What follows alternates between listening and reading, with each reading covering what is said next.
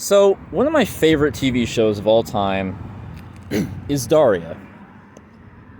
I love it for a few different reasons. I really relate to the character. I'm not here to really get into that, though. I am actually here to put my microphone in. That's what I'm going to do. No. Actually, I wanted to talk about, in regards to Daria, one of the best episodes, maybe what some would say is the best episode of the series, is The Misery Chick. This is an episode in which a character who nobody really likes dies. And by character, he was someone who showed up for literally just that episode. He wasn't like a main character or anything. He shows up for this episode. People either hate him or have complicated feelings on him. And then he dies. And a lot of the characters wrestle with this fact. They don't really know how to deal with it. They don't really know how to process this. Some of them don't feel anything at all. Some of them feel kind of glad, and that makes them feel bad, paradoxically. The character Jane, Daria's best friend, is probably the most conflicted about it. She, her and Daria actually joked about his death before he died. Like saying like, oh, this guy should die or whatever. And then he died. And Jane doesn't really know how to feel about that. She feels uncomfortable around Daria now. And the episode goes more into Daria's personality. But I've seen a lot of people talk about that psychological aspect. Someone who passes in a horrible tragedy, and nobody really knows. Everyone's kind of confused. They don't really know how to feel about it. Why am I bringing this up? Hey kids, are you having conflicted feelings about someone who died recently? Are you an American?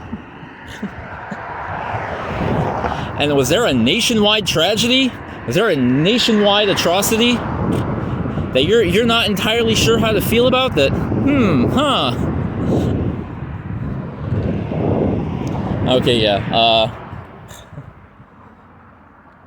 yeah. It reminded me the recent, obviously, when I'm talking about, the recent Charlie Kirk assassination. It reminded me of that episode of Daria.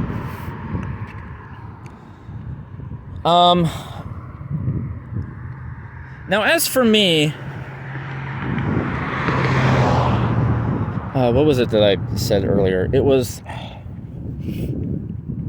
I know it's not good, but I can't help how I feel. Because a lot of people also don't have empathy. I mean, some people actually who actually liked him and, actually are upset about what happened.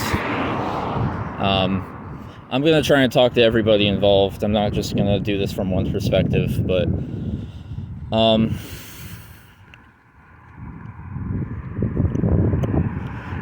well,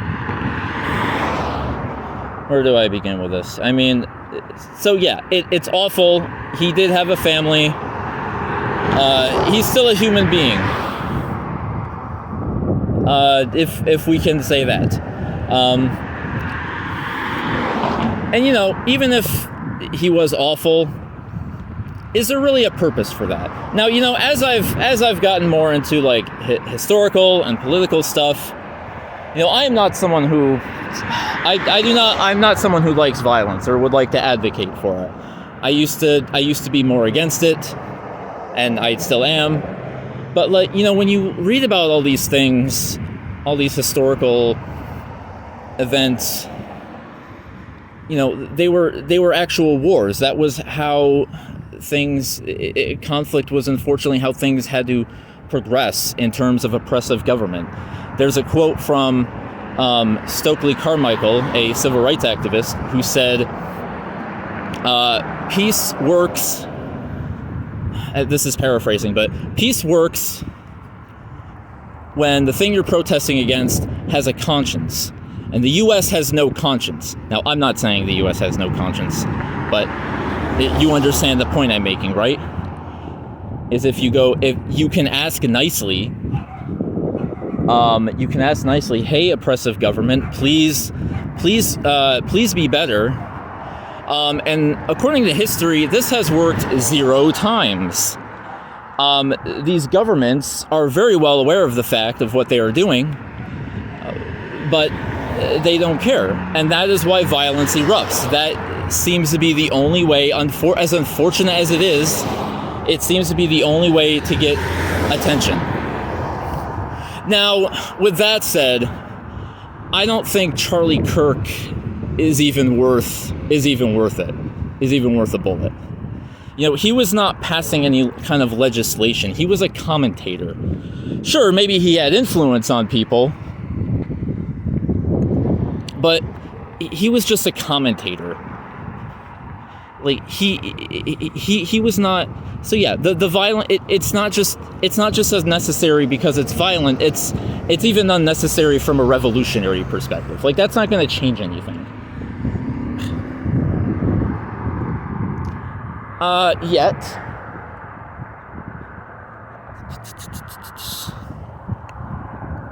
But me and a lot of other people, as much as we say it was unnecessary and even wanton, it's hard to feel empathy. I mean, did he have empathy for the children who were murdered in the very recent school shooting? Children at a Christian school, mind you, a group he identifies with.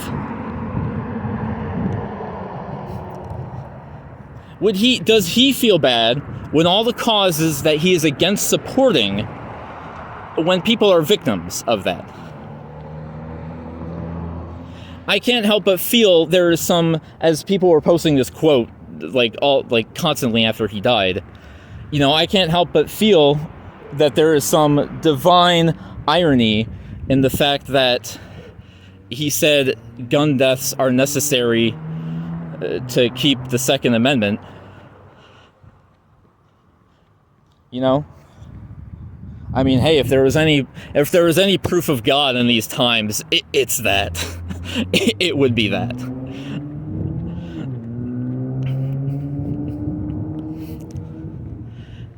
And yeah, that comes the other thing is, like, you know, you can feel bad, you can disagree with them and still feel bad that a human life was taken. But like, the other thing is, like, a lot of the people who did not like Charlie Kirk are obviously like sharing like what they didn't like about him.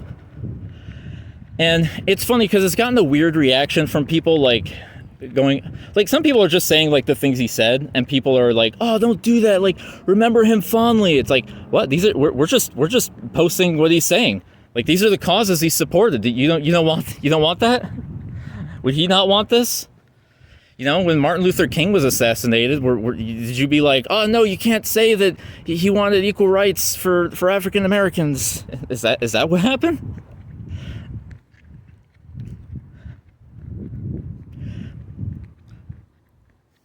It's like no, like that's what he stood for. Like, we're gonna remember the things that he did.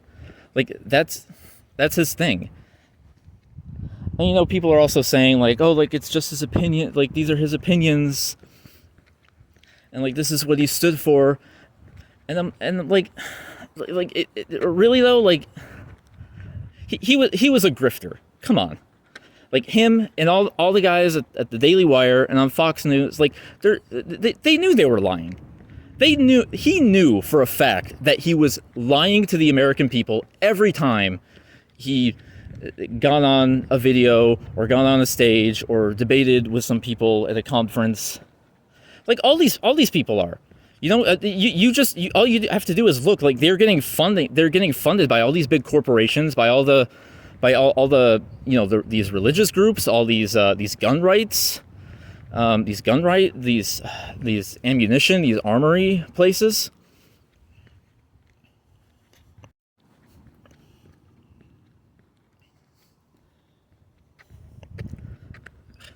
So, like, was that even him?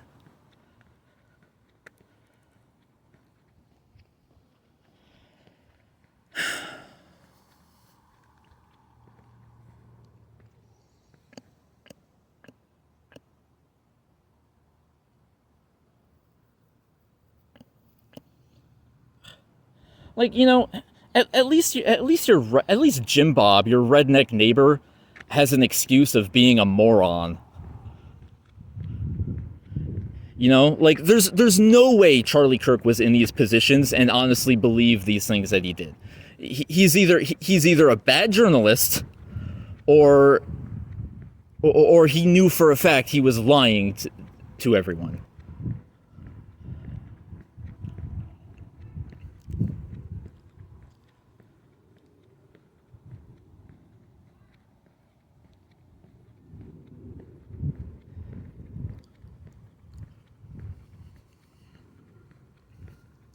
And that's what so many of these people do. They get alongside of the power. They get on the side of the powerful. And I know there's all this like talk about like, oh no, the right is actually like the minority. No, because they put gay stuff in Disney movies now. Well, except they don't do that now because they finally got scared. But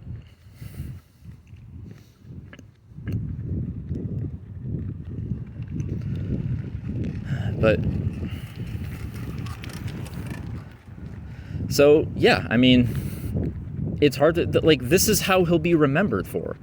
History will progress.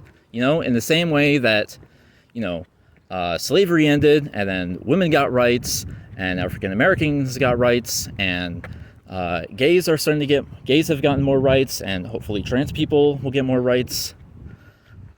We're gonna look back on these people and be like, oh, these were evil people. The same way we look back at all the people who were against the civil rights movements.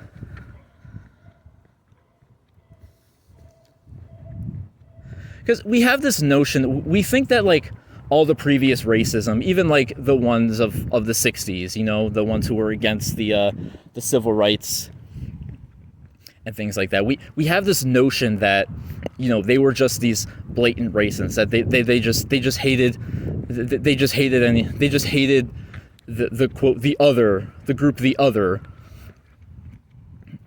just blindly and blatantly. And it's like, no, like they had reasons too. Like if you go back and watch interviews of people who were against, they would say things like, oh no, I'm not racist. I just they're just taking their jobs, and think of the children. It was that whole argument. It was like, oh, just keep them away from my children. No, like it's the same patterns over and over and over again. We think our time is special, and we think this time we live in is special. It's really not.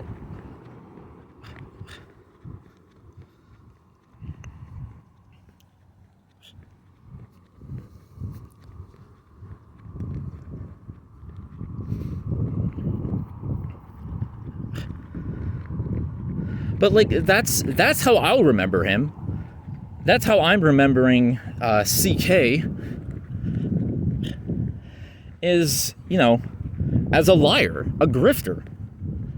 Because there's no way he didn't know what he was doing. It's not possible.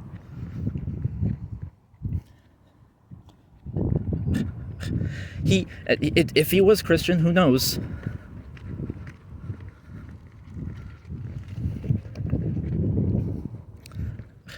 If he actually believed in any of those things, but like, oh God.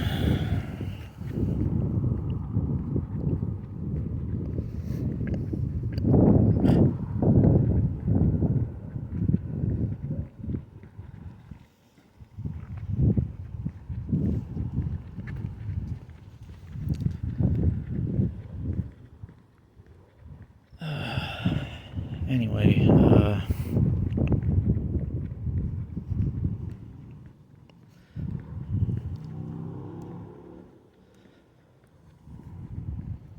Like he had a life. He was not much older than me. He was 31 years. He was 2 years older than me, which is insane to think. I thought his face would have grown a little more with all that time, but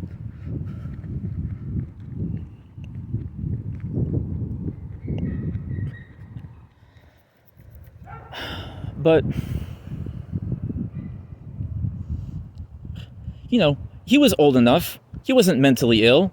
He was a normal, functional human being. And he chose an easy route. He chose to suck up to the corporations and to the grifters and to lie to people. If he really was religious, he would have lived his life valiantly. So now he goes through life actively lying to people, and now we're supposed to feel bad for him. Now we can feel bad he was killed, but I'm not gonna miss him. You had the choice. You had the same choices that everyone else does. I'm not talking about materialistically. I'm talking, morally and ethically. In fact, probably more so for him. He could have used his status to help the underprivileged, to help people. But he just used it for his own gain, his own profit. And if anything, I'm going to say I'm not sad about his death. I'm sad about his life. I am sad that this man chose a completely unvirtuous, immoral career path of just turning real social issues into theater and stoking the fires.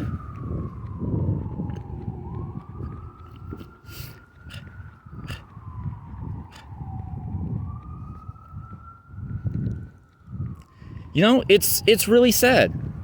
There are so many. I've talked about this before, how I find it hard to understand people sometimes, I see people do awful things and I'm just like, why do they do that? And it is a little ignorant of me to say that. I've done awful things too. But I believe everyone has potential. Everyone has the potential to be the best that they can be, to live the best life they can. And most people, the majority of people, do not even attempt to chase that. Do not even attempt to live up to that. Some people think they do. Some people, they have a more capitalistic goal in mind of ambition.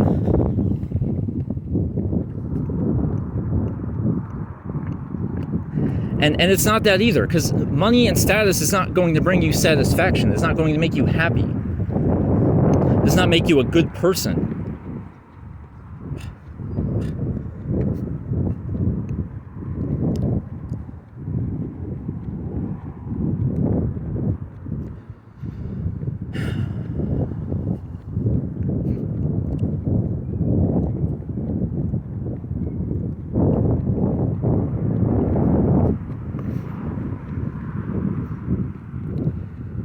I think about just all throughout history, the way people gave themselves to emperors and religion and all these ideologies that turned them against each other. Think of the human race, just think of the years that the human race has wasted. Just living for all these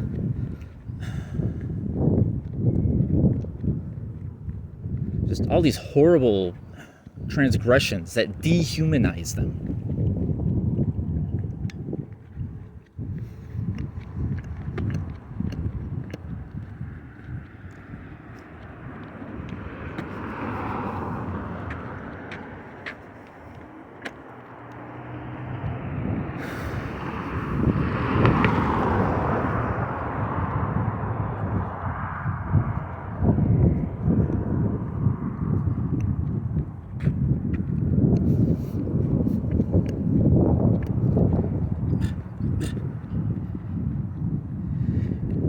There's so many people that are tricked into going against their own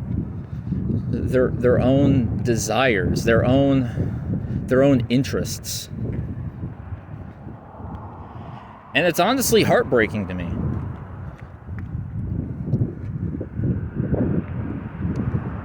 It's sad to me that the majority of humans that have existed have just wasted their lives.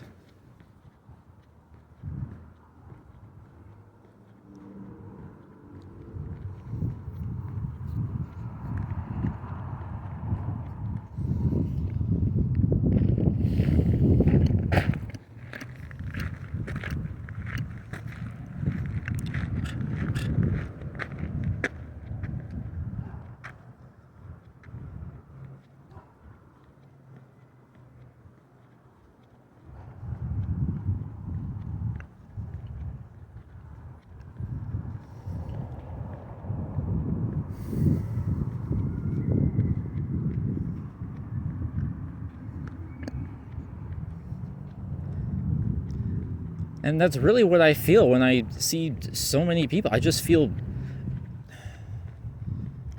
bad. It doesn't incite anger, and obviously I'll disagree with them, but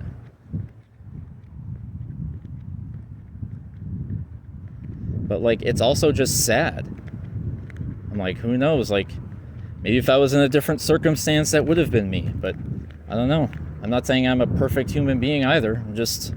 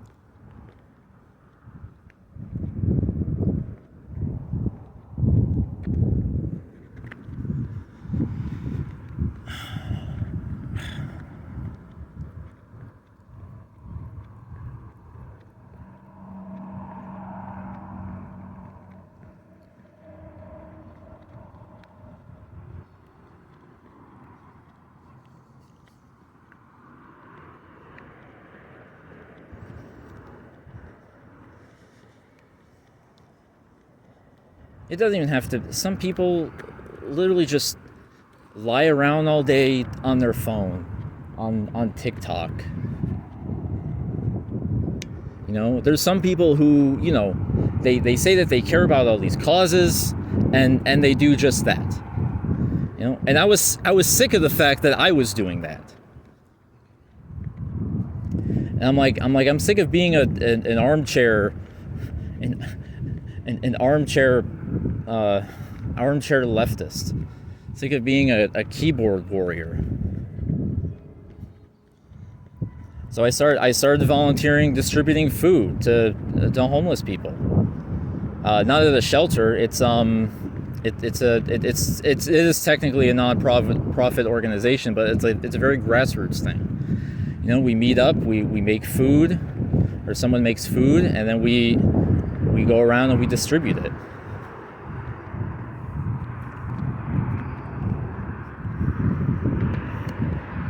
I try to do the best that I can. I try to be the best person that I can.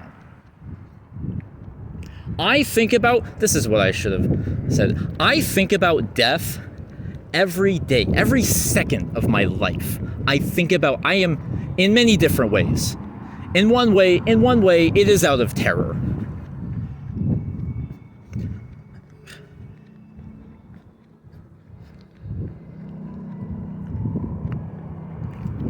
It's the thought that, oh shit, I'm gonna die someday. What kind of person am I? What kind of person am I gonna be? How am I gonna be remembered? What is my legacy?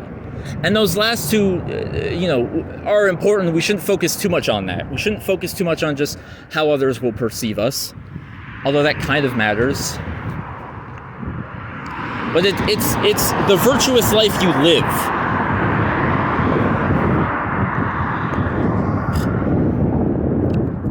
Like, we all know we're going to die someday. Charlie Kirk knew he was going to die someday. He knew he was going to die. He knew exactly how he was going to be remembered. He should have been able to predict that, years and years later, we're going to look back at him and be like, oh, this guy is an extremist. He is a bigot.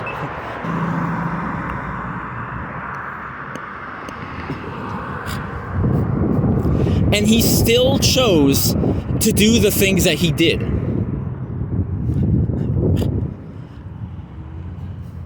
He still chose to act like that, to lie to people, to push the people who are already suffering, the already marginalized, down even further.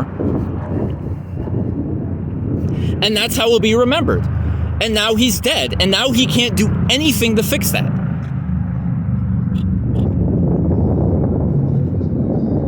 Like, we all have these same choices. We all know we're going to die, and yet so many of us, we choose the easy route. We choose to waste our lives on these meaningless things. We don't help people. We only help ourselves. We believe the rich who don't pay us enough, who take from us.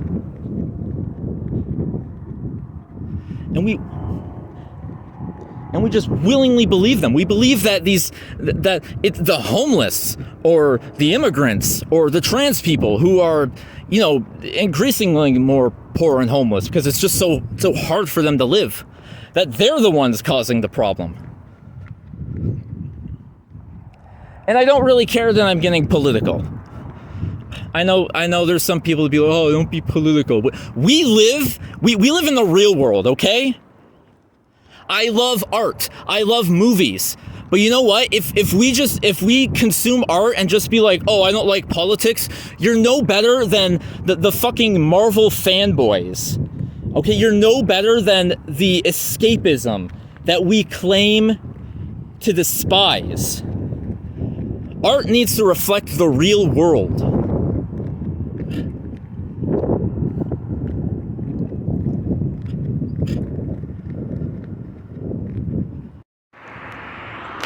I've seen so many wonderful people, brilliant, beautiful artists who just detach themselves, who just remove themselves from the world.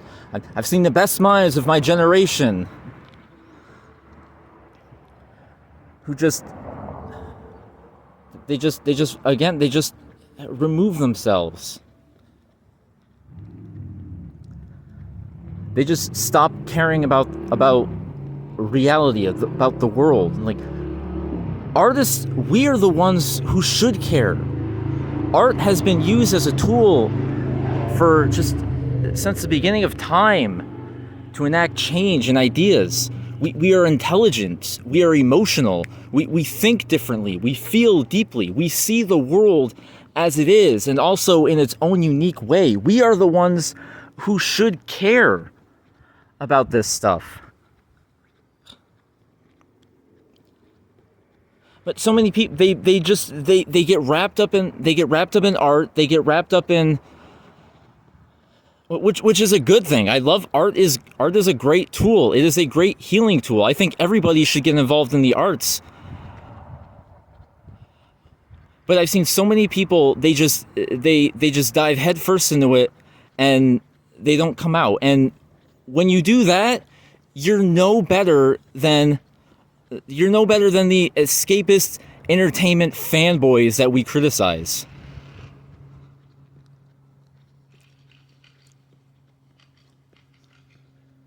Like, I know it's frustrating, and I'm not even telling you what side to be on. I'm just saying, just care.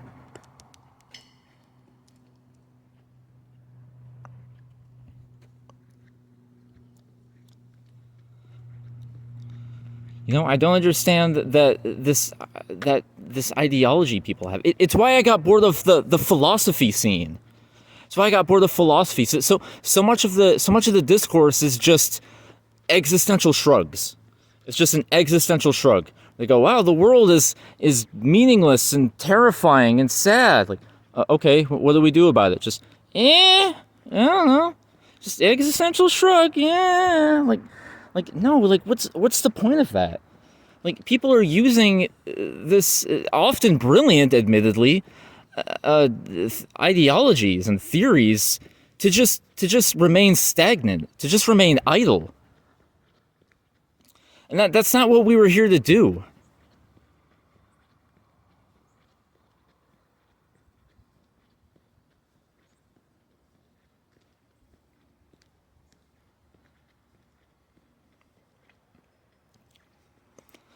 You know, that's why I take it upon myself to donate food, to distribute food to the homeless.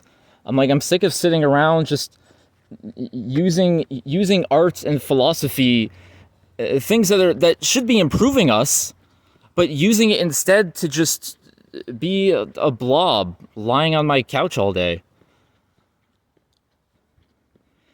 Like, I just got up and I'm doing something. I'm doing something with my life. I'm making art. I'm helping people. I try to keep up on what's going on. Admittedly, not a whole lot lately, because again, it's a lot. I get it. I get it, guys. Like I'm saying, like, I understand not wanting to get involved in politics, and I'm not. I wouldn't even say I like it, but like, you know, those in power are going to do whatever they can to stay in power, to lie to us, to manipulate us, to, you know, keep beating down on the oppressed. And if you claim to be an intelligent person, if you claim to be a sympathetic or empathetic person, you should care about that. That should matter to you. If you care about humanity and the world, that should matter to you. You know what? Don't think of it as political, okay?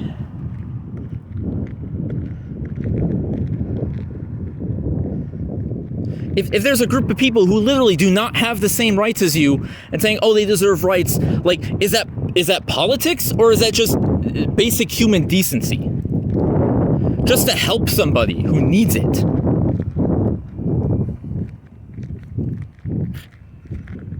You know, you don't have to think of it as political. Just think of it as being a decent human person, fulfilling just the smallest duty you were called to do.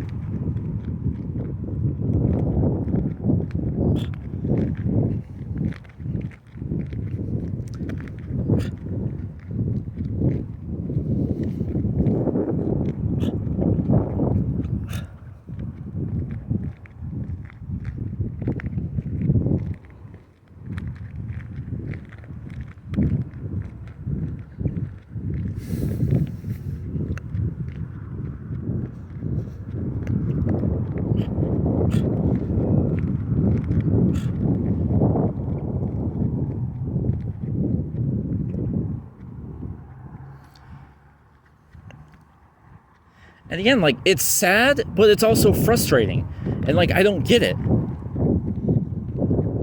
You knew you were going to die someday, and you just chose to waste your life.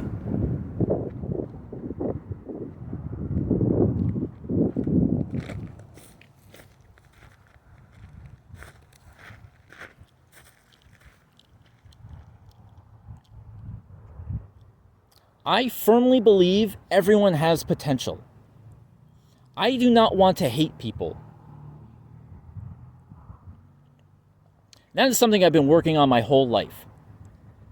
Anyone who's known me for a long time, probably mainly my relatives, I don't have any friends, any long-term friends. Anyone that knows me, I have a bit of a reputation.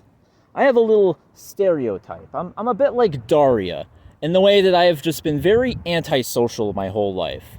And I've just been like, I've been the very avoidant personality of just not liking people, not like being around people. You know what I realized? I like human beings. I like a real, fulfilled, or an attempt at a fulfilled human being.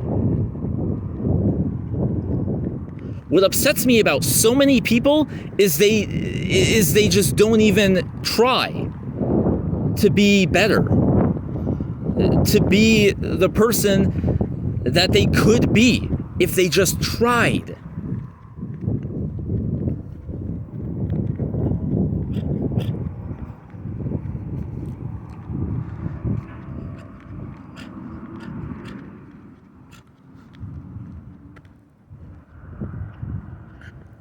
I've been in so many groups as a youth where, I was passionate about being here, and nobody else wanted to be there. Nobody else.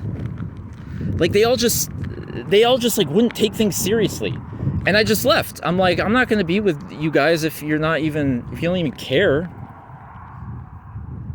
And people would sit, I would run into them later and be like, oh, why'd you quit? I'm like, why didn't you quit? And it's so odd because it gives me this reputation that I don't care. I was the last person to fucking care. I was.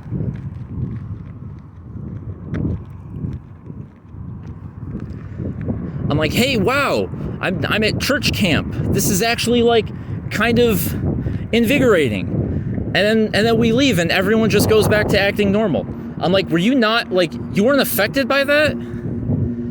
It looked like you were, but no, you got to act the way you were, just for other people, for your friends, or even your parents, or your family. We all have to act a certain way around people, apparently.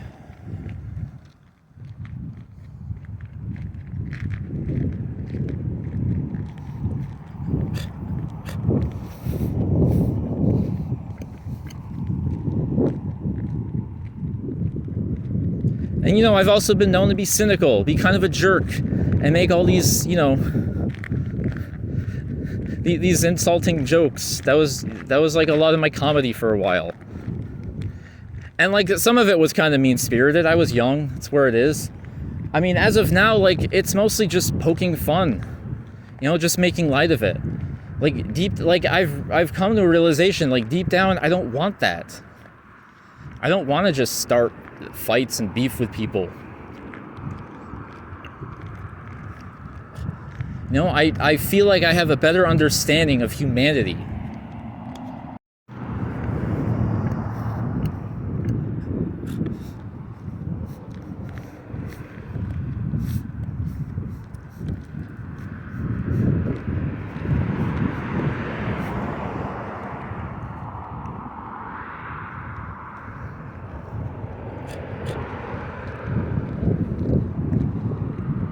And everyone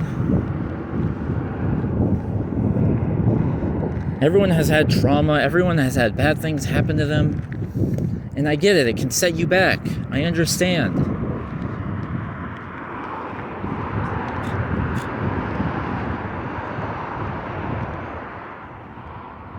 And maybe we need help. It's okay to ask for help. It's okay to help others.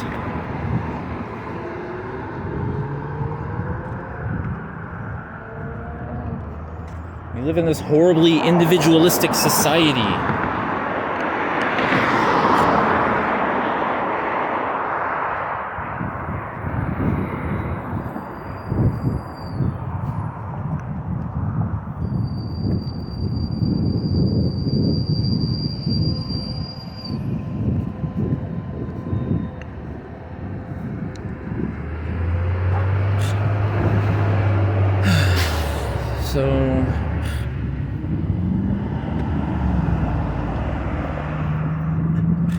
So yeah, and to bring it all back,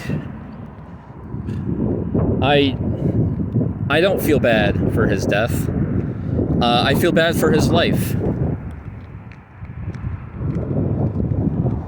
And even then, some would say that I shouldn't even feel bad about that, because again, he had choices. And yeah, it is aggravating that so many people choose wrong. that they actively choose to give themselves to the ones who are oppressing them. And so many people sacrifice their individuality for the ones oppressing them.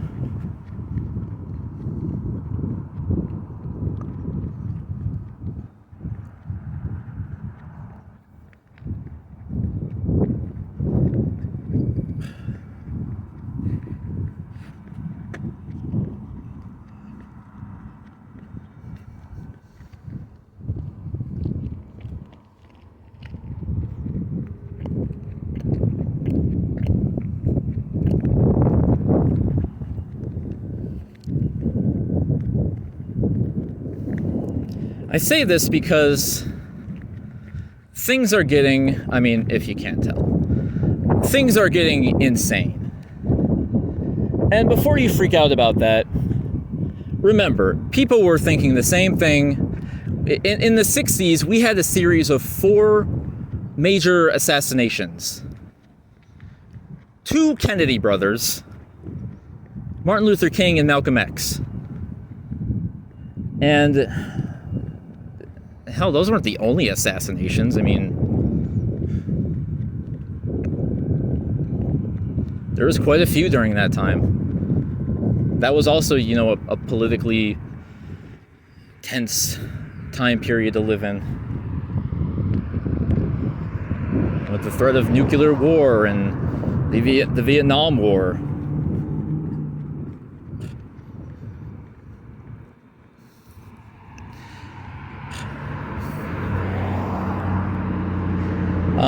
So, I mean, in one way, you know, it's kind of the same. I don't know if it's really better or worse. It's just kind of the same. And, you know, I guess you could say it's a cycle. I kind of wish it wasn't. Maybe we can break that cycle. Again, I think we all have the power to both individualistically and communally.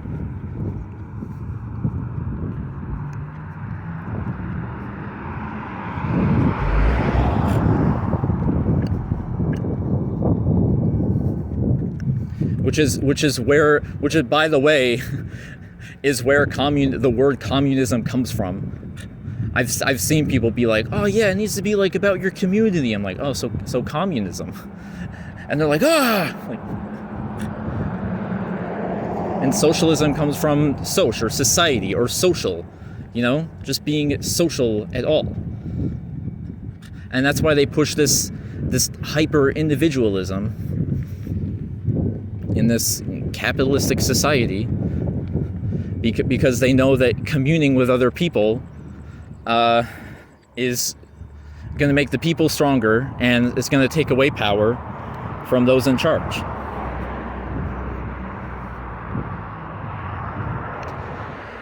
You know, I have a lot of friends.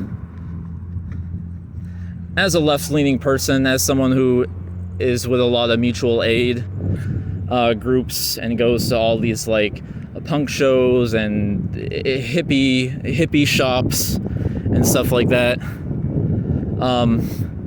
I meet a lot of people who are really into like the astrology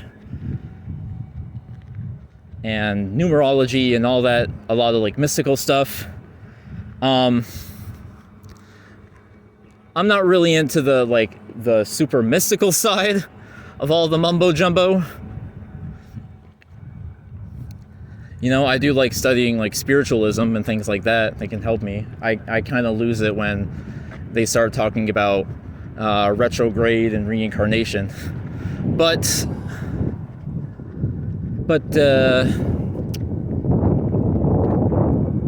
I've seen a lot of people talk about what is it? Something about the star. Something about the alignment of the stars and the planets right now, or that we're going into right now, and might be like that for a while. Apparently last time this happened, World War II broke out. Not even broke out, but occurred during this. So, you know, it is kind of prophetic. I mean, things are getting crazy. And something tells me that we haven't even hit the zenith yet. Like, I'm worried that things are just going to get worse, even worse than they already are. We had a public assassination of just some random guy. A random guy who happened to have influence. But just a dude, you know? Like, he wasn't nearly as important as most assassination victims are, let's be honest.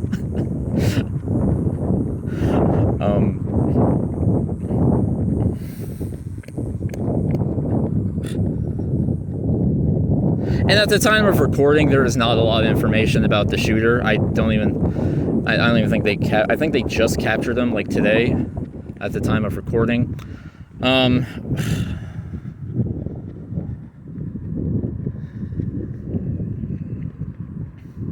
And yeah, there's all this. I've heard a lot of buzz, like people already speculating. You know, right-wingers are already trying to prop up his death as a means to, quote, go to war with leftists. Which, okay, yeah, wait, what a way to remember your comrade? Is that is that would conservatives be comfortable with calling each other comrades? But yeah, what a way that you're just already banking off of his death. You're just already using it to push your own ideologies.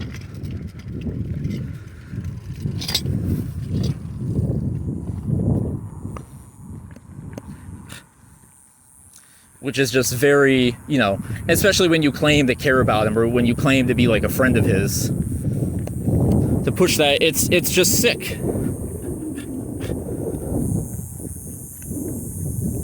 To again, just start spreading lies before we even know the facts.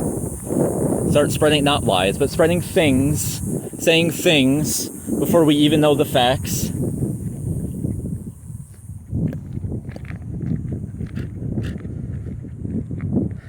Oh, he had a family. Yeah, you know who else has families?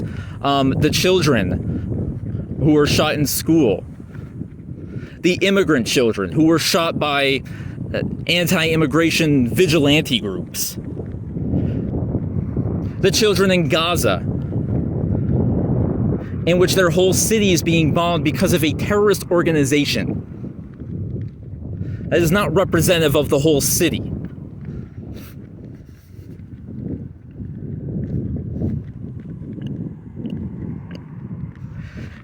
Maybe plenty of people are, you know, maybe plenty of people in Gaza are, you know, not totally spiteful of Hamas. But hey, you know, if you lived in a literal prison city that is basically ruled over by the Israel apartheid state, you would probably be more. Yeah, you would probably lean more toward the people who are attacking the people oppressing you, right? I won't get into that now. I mean, again, that's just another obvious of, like, again, if you know the facts, like, you know who's in the right and who's in the wrong here. And that's why it's so hard for us to have remorse for these people. Again, like I said earlier, your redneck neighbor Jim Bob has an excuse for being a complete fucking moron. But, you know, these grifters, the ones with platforms, the ones who constantly debate people, who I assume research things, who pull up articles and then snip out parts of the articles that suits their needs and ignore other parts, yeah, those people are assholes. They're lying to you. And it's very hard for me to have sympathy for someone who willingly wasted their life in just a horrible way. You know?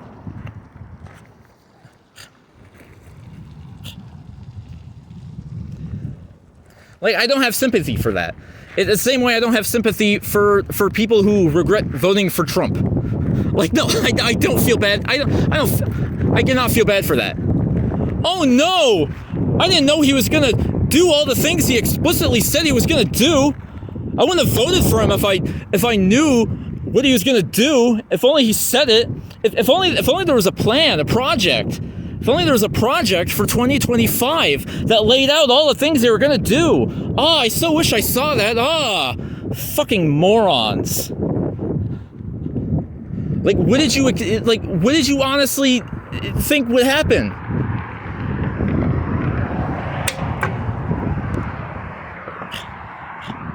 And fuck Biden too. It's annoying how I feel like I have to say that, but yeah. Fuck Biden, fuck the neutral liberals who don't do anything. Who say progressive shit, but then you look and you're like, oh, you're doing literally the same shit that all the conservatives are doing. So...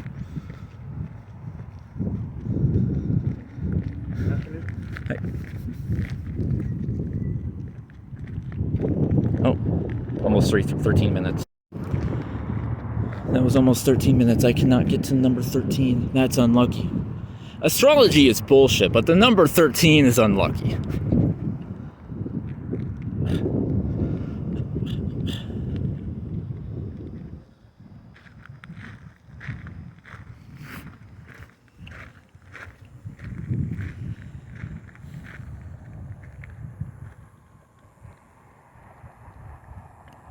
Vegas is such a weird city.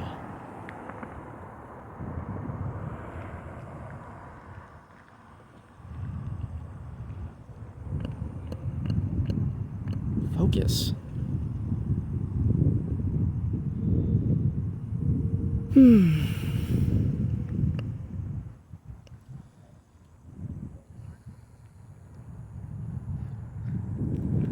So, yeah. I bring this up because, you know, if there's a silver lining to this assassination, I hope people rethink their lives. Everyone, you know, not just grifters, not just conservatives, not just left-leaning, not just liberals or Marxists or socialists or apolitical people, everybody. You know, I hope they go, oh shit, I'm gonna die someday too.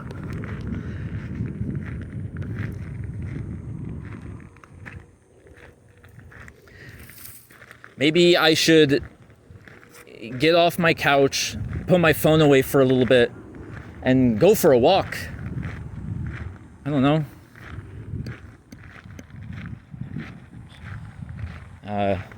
Volunteer or something. It doesn't even have to be that big if you don't want to volunteer. Or, you know, or your volunteering doesn't even have to be like a huge thing, you know? It can start out small.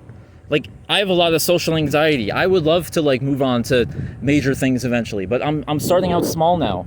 I'm just going with some people, handing food to those in need. I'm constantly trying to improve my mental health and my spiritualism. I'm trying to study all these, like primarily Buddhism, but all these other Eastern philosophies as well. I'm trying to go to church again. The Christian faith. I'm not saying either of these are right or wrong, just do something with your life. But also be careful.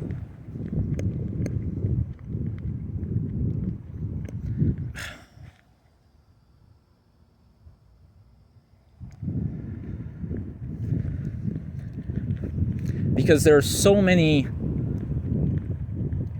puppeteers out there who are casting their strings, trying to tie you up.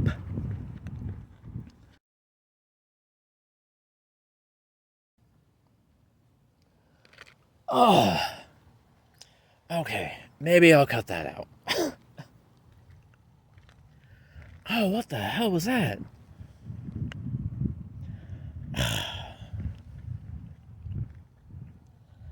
That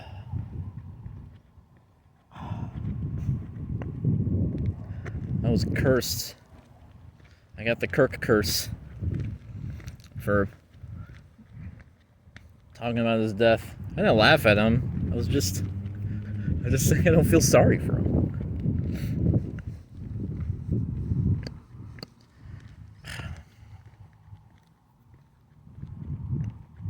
Perhaps there's a little political leaning in what I'm going to say next. But, do something with your life, but beware. Beware that the oppressors don't turn you against your fellow man. These rich corporations, what I'm saying is not like anything profound, but like there are still people who genuinely don't get this, even though like it's right there. Like, corporations are paying all these people to keep you distracted, to keep you fighting each other instead of fighting them. And plenty of leftists are guilty of this too, including me, It's unfortunate because we don't always have a choice when so many average people are siding with the oppressors.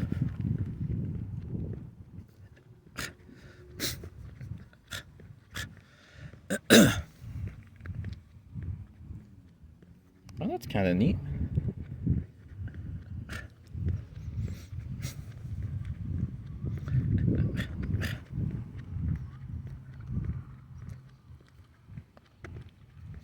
But they will do it.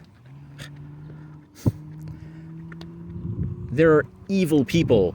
There are so many evil people who are just trying to make quick bucks at the expense of human lives, at the expense of ruining other people's lives. If you can convince average working class people that you're right, then they don't have to lift a finger. Video essayist Lindsay Ellis recently did a fantastic video. It encompassed all kinds of things. It was talking about empathy and Miss Rachel, and the genocide in Gaza, and Christianity and anti-Semitism and genocide, and it flowed perfectly. But she talked about the Rwandan genocide, when the Hutus went against the Tutsis. And what I find so fascinating about that, because this is something that like we don't talk about in America because it's an African country, and why would we care? But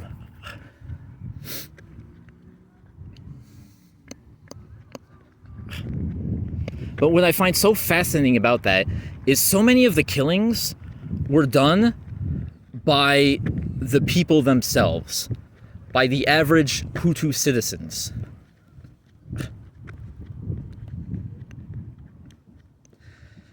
Yes, there were soldiers, and yes, the government was, orchestrating these like imprisonments and killings.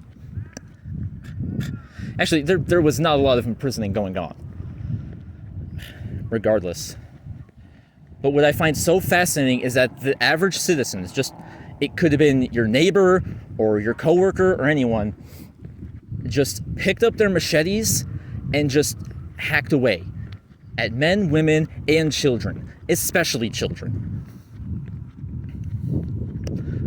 They were told not to feel any remorse because it's a child.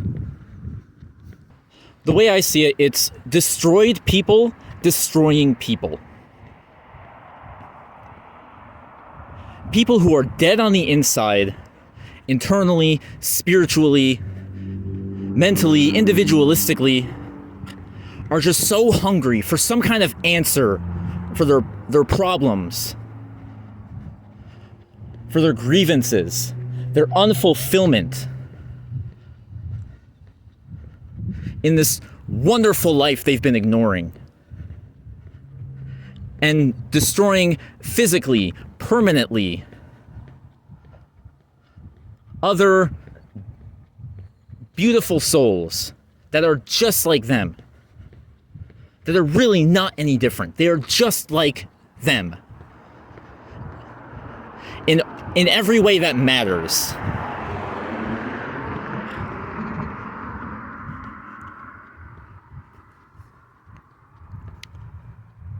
In every way that matters.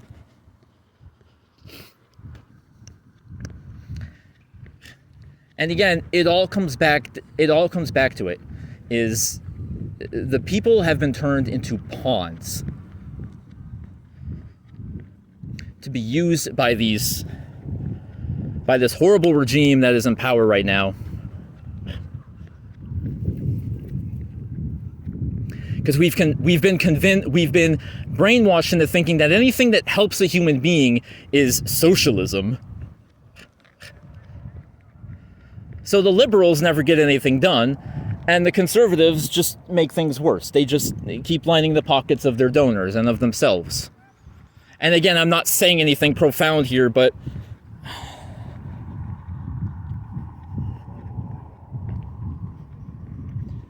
I'm doing this to drive the point home.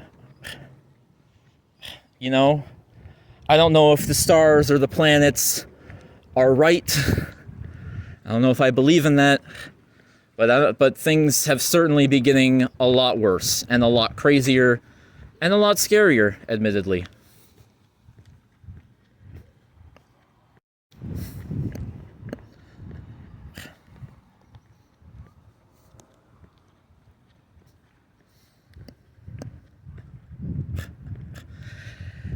And if things go bad, if shit hits the fan, what kind of person do you want to be? What kind of person do you want to be remembered as in this situation? Do you want to be remembered as someone who was individualistically fulfilled and helped others and showed compassion to others? Or do you want to be the one who jumped under the boot as it was walking and just gobbled it up?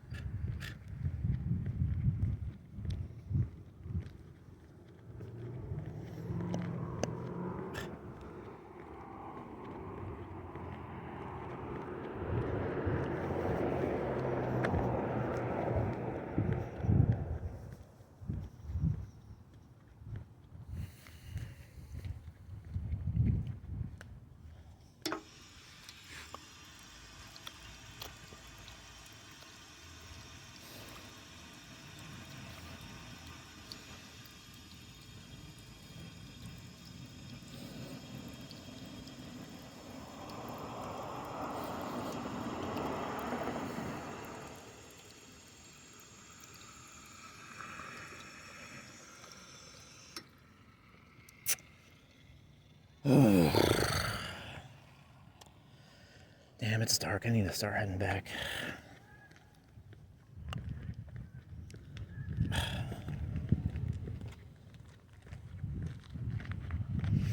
Again, if you don't want to interpret this as political, I get it. Although, again, I think we need to destigmatize that word. I mean, I get it. People get uncomfortable around that. But again, like, is it politics or just basic human compassion?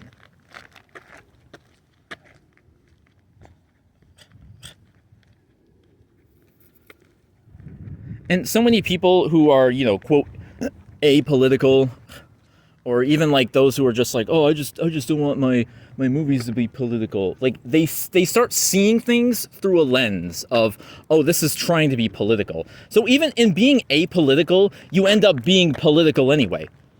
Like, it's not possible. I don't think it's possible to be an adult and care and live in the real world and not be political. Like, it's a fact. It's inherent. You are political. Whoever you are political. Okay?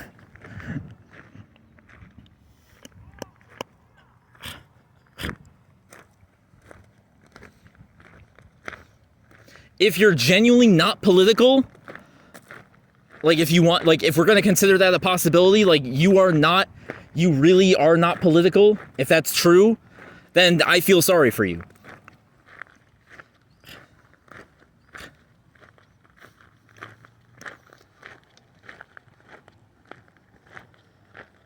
I feel sorry that you waste your time on just a constant dopamine rush.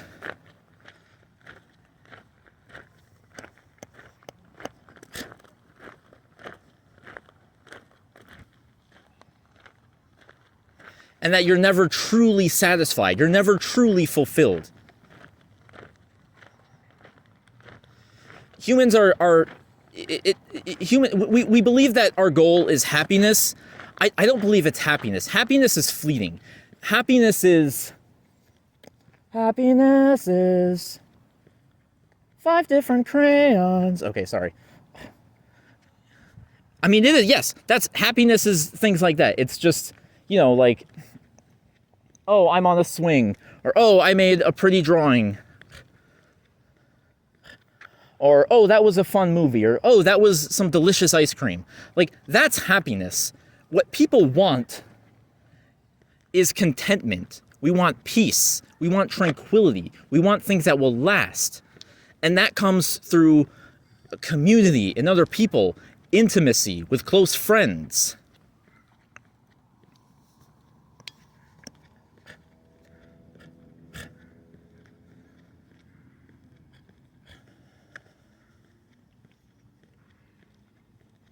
It comes from just accepting the present moment, being mindful of your senses and your surroundings right now.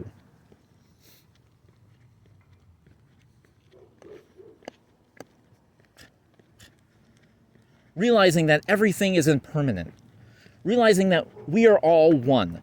We are all one because we all share the same basic structure of our souls and our minds and our hearts. That is how we are one. That is how we are one.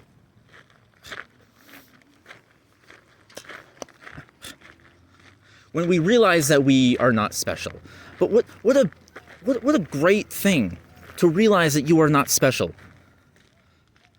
That you are just like everyone else. That the pressures of trying to distance yourself from humanity are lifted. And when you realize you have so much in common with every single human being on the planet.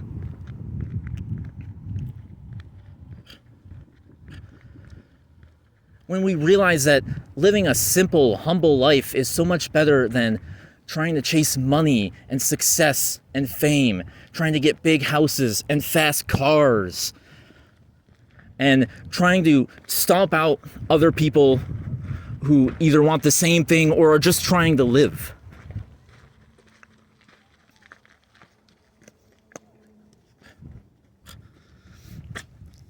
And we try to, when we try to chase partying and hedonism, we try to chase la dolce vita, the sweet life. We go after drugs and sex. Those things are transient too. Drugs are literally just an artificial stimulant. Sex does not matter if it's not with someone who you are close to.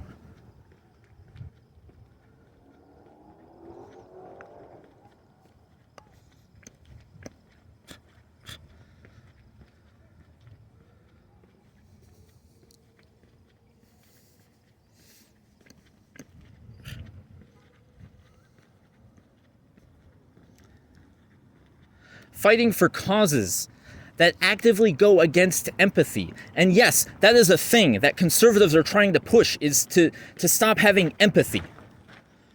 I met some people who just are not even aware of that. But no, it is literally a pastor was criticized the one pastor was talking about requested for Trump to show kindness. Another pastor said that this pastor committed the sin of empathy. The sin of empathy. So, in that sense, yeah, that's why I don't feel bad for Charlie Kirk, because I'm not being empathetic. I'm not sinning. I'm being a good Christian by not feeling bad for his death. Yeah, come on, guys. I'm not being I'm just not giving into empathy.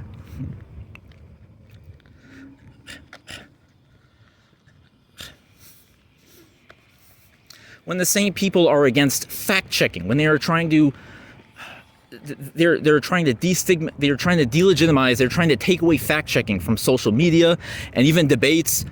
The rules were you weren't going to fact-check. That should be a huge red flag to anyone who cares about the truth. These causes, they are anti-intellectual, they are anti-emotional, it is anti-human. It is anti-human. They are trying to make you less human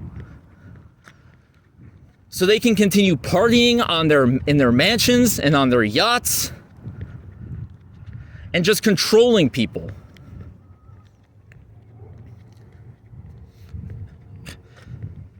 They have turned so many people into pawns, and it's heartbreaking. It honestly is. It's upsetting.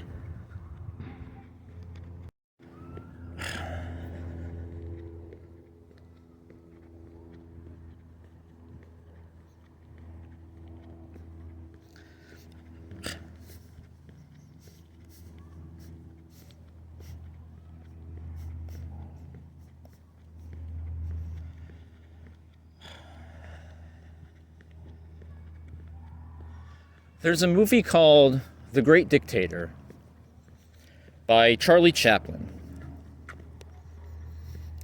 It was a film that got him canceled because at that time, if you criticized Hitler, you were considered a communist.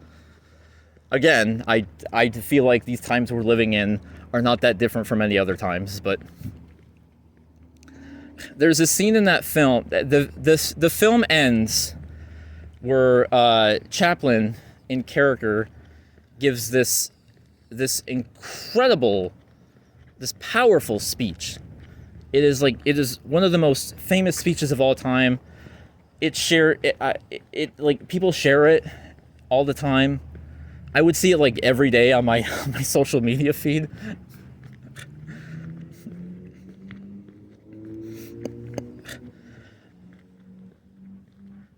And he comes out and he says, "I'm sorry, I do not want to be a dictator. That is not my intent. I do not want to rule or conquer anyone. That is not my intention. I'm sorry, but I don't want to be an emperor. That's not my business. I don't want to rule or conquer anyone. I should like to help everyone if possible.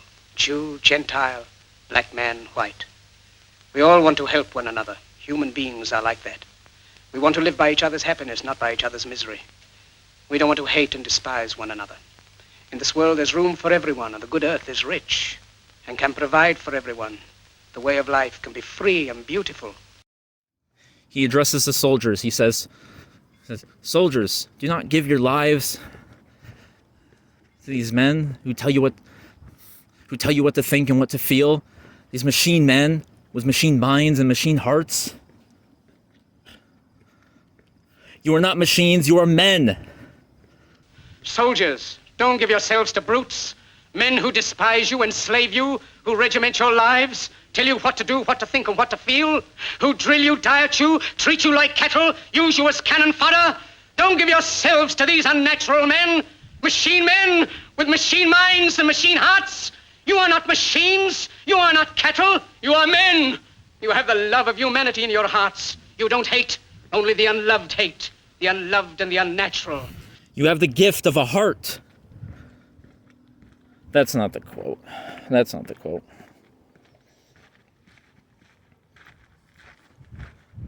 This is getting exhausting.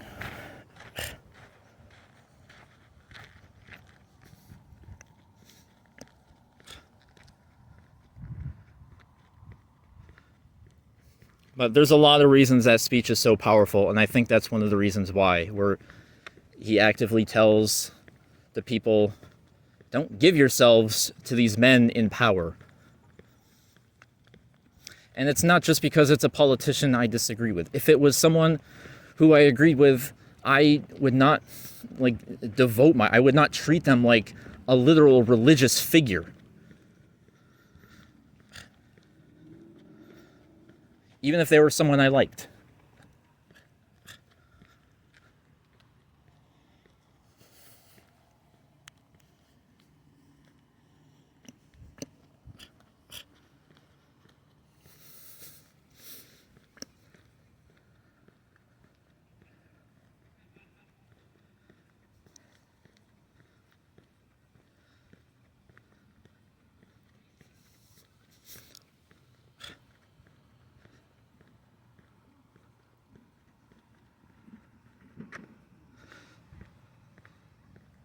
Soldiers, don't give your lives to these men.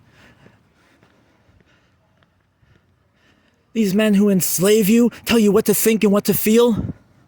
These machine men with machine minds and machine hearts. You are not machine, you are men.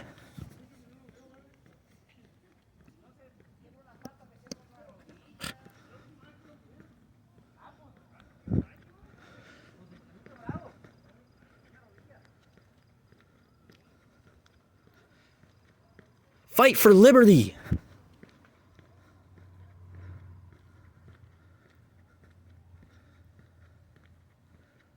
In the chapter of Luke, it is written that the kingdom of heaven is inherited by man, not one man or a group of men, but by man.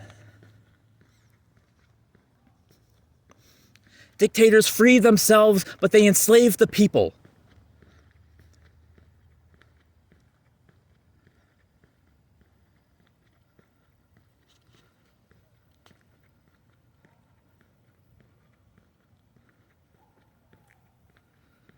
I don't want to rule or conquer anyone.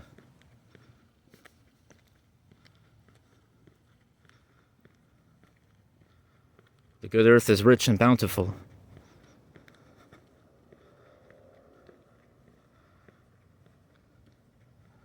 We all want to help one another. Human beings are like that. I firmly believe that. I firmly believe that.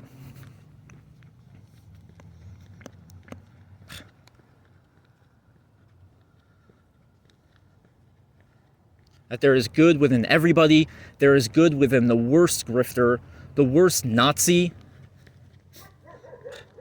These people were just led astray. And it's sad.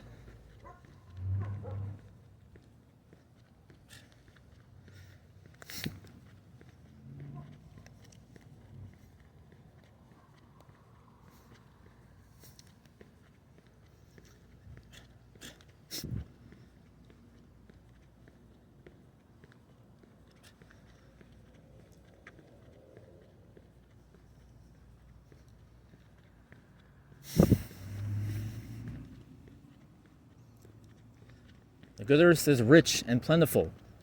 There is enough resources for everybody.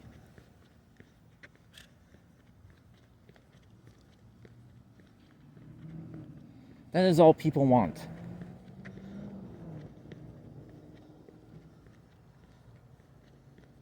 It's just enough to survive. We don't want to steal all the wealth and keep all the wealth for ourselves. We just want enough.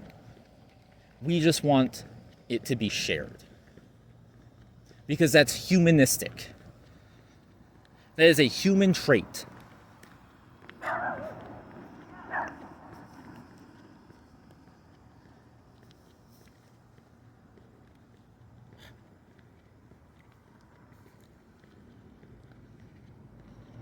It's upsetting that so many political evangelicals are going against the very teachings of the man they claim to love so much, who constantly like to ask you, what would Jesus do? What would he do?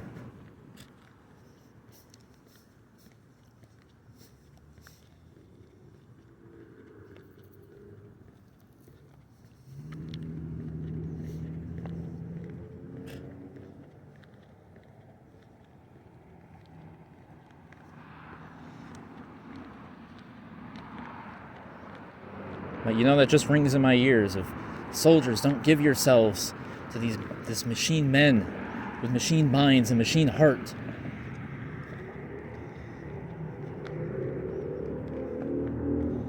And like, that's what I'm saying here, obviously. You have a human heart. You have a human mind. You have the love of humanity in your hearts.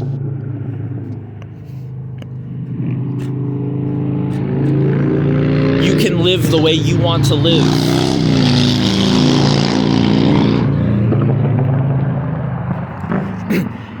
On the last time I did one of these, I made sort of this like self-deprecating kind of observation about myself. That like I'm a part of all these different groups. That, you know, I'm a punk hippie Christian Buddhist art loving. I'm funny, but I'm miserable.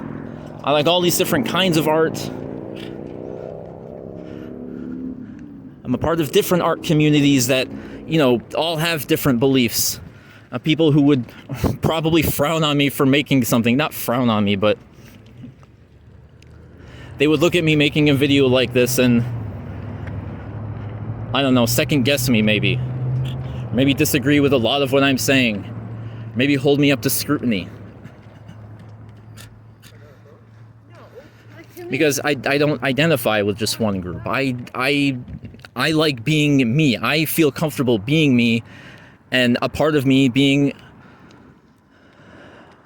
and that I can exist in all these spaces.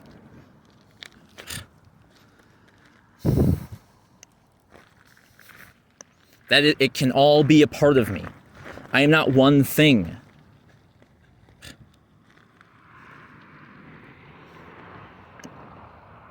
People just need to be brave enough to get out of their group, to step out of their group for a little bit, or to say something that maybe their group doesn't feel comfortable with.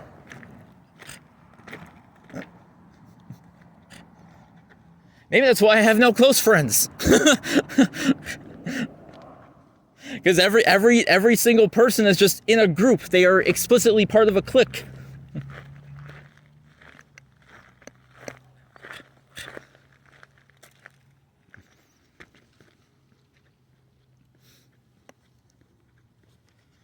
And it's nice to feel belonging. It's sort of that entanglement of the communal desire that we all have for connection, but also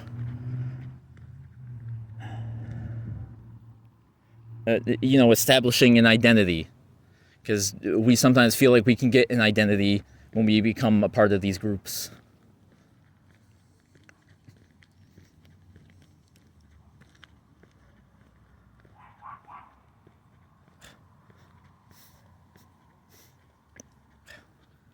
Yeah, just again, just be careful.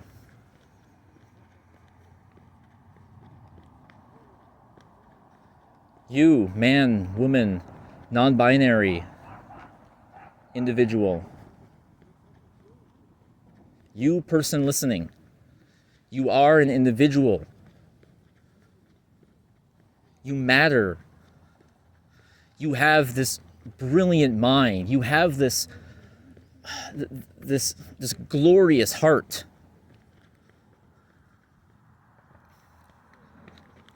You have a spirit. You have a soul, whatever that is, whatever we want to boil that down to.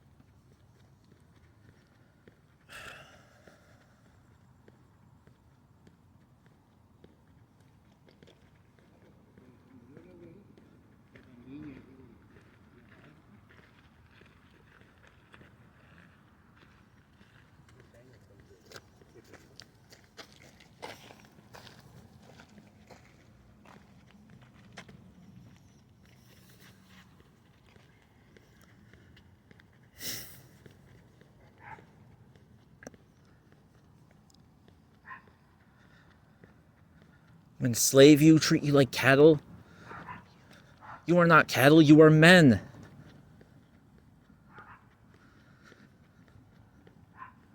You have a human heart, you have human emotion.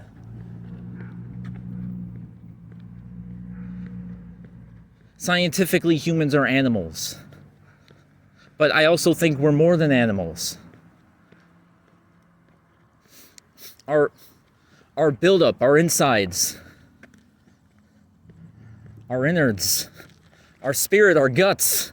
I don't know. Whatever the hell's inside me, I've never looked.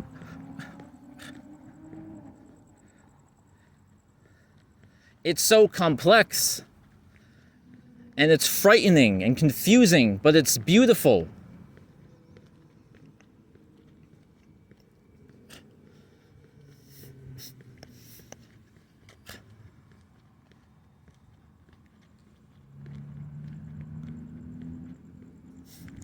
Things that are supposed to make us better humans end up dehumanizing us.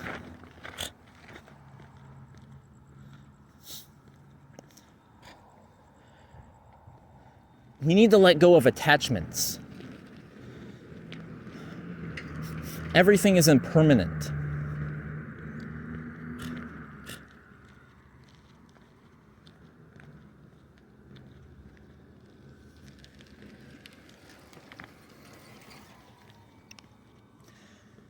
I wish I could remember the whole speech. I watched it earlier. I used to watch that like every day, like mostly just by accident, but what's up here?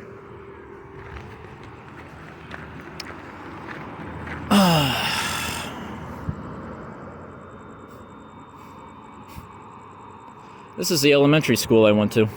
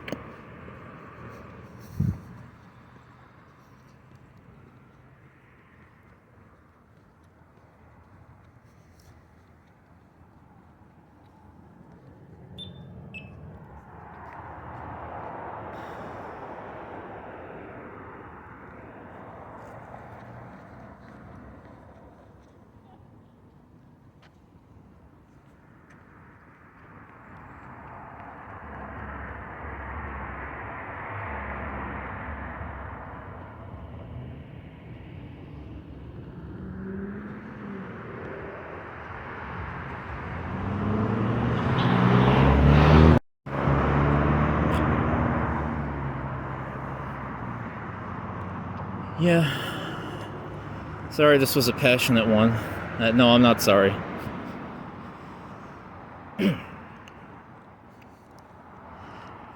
I'm not...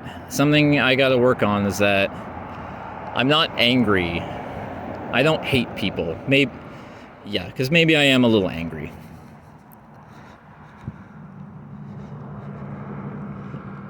I don't hate them.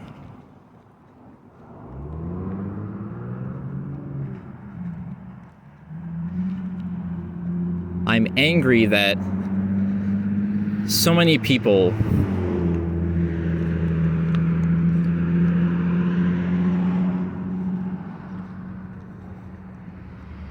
just ignore their potential.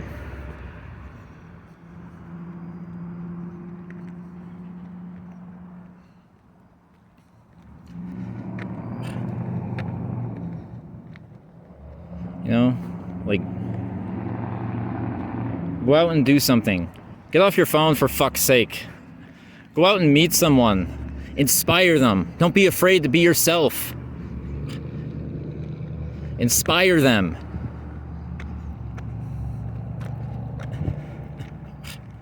Show them that you're an individual.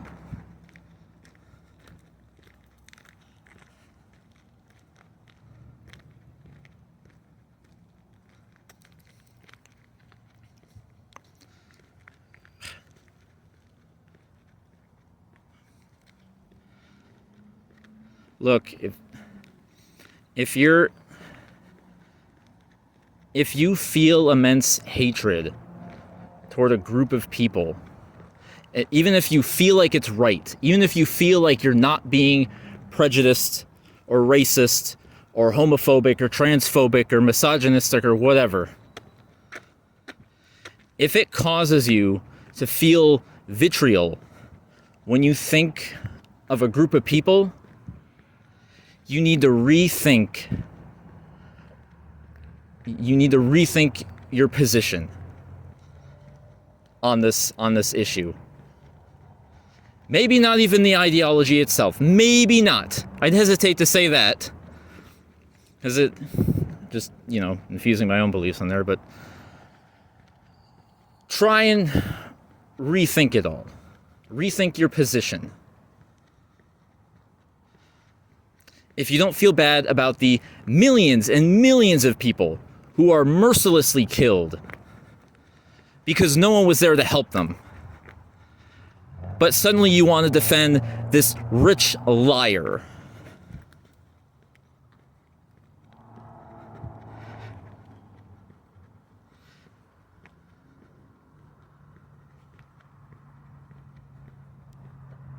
this false prophet. It's another Bible quote. Beware of false prophets.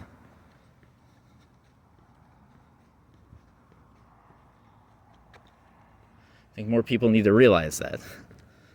Or people need to realize that Trump is not a Christian. Never has, never claimed to be.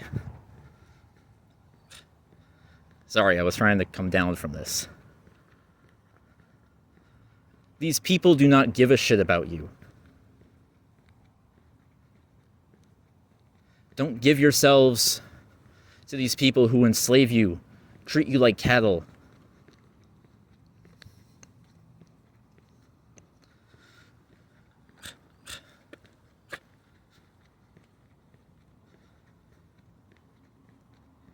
All right, I'm just repeating myself here, but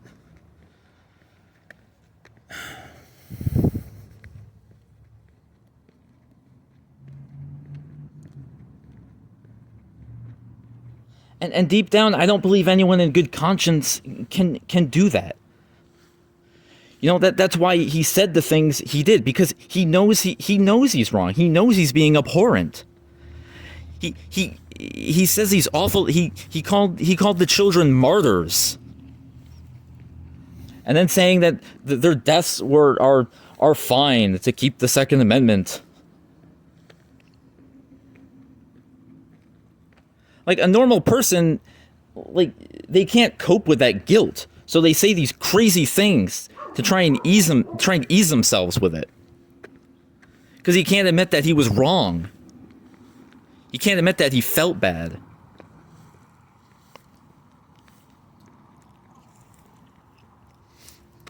Like, as horrible as he was still a human being. And I don't believe any of the true great qualities that make up people were absent in him. He was just repressing and suppressing and ignoring them. And that's why he had to come up with these crazy, stretched out lies. These crazy, distorted, stretched statements. So he could cope with the guilt that he was feeling.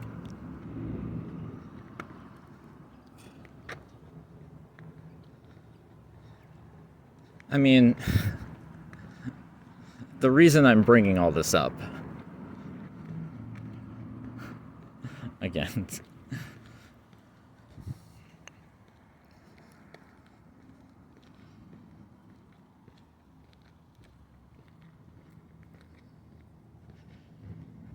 is whether the wackadoodle stars or the planets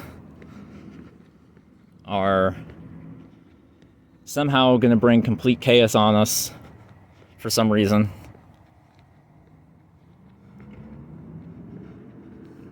Things are getting crazier. And and despite the fact that I didn't commit the sin of empathy in for Charlie Kirk, despite the fact that I didn't sin and have human emotions and feel bad for him, honestly, I can't lie, because I kind of was affected by it, which is why I'm talking about it. And even though I didn't commit the sin of empathy for him, it's still just a shocking event. Like, just an assassination in broad daylight like that. In an organization supposedly surrounded by his peers, who may have been one of his peers. Again, we don't know. Me, unlike a lot of other reactionaries, I'm not going to say anything until I get all the facts, before I start declaring war on people. Culture war.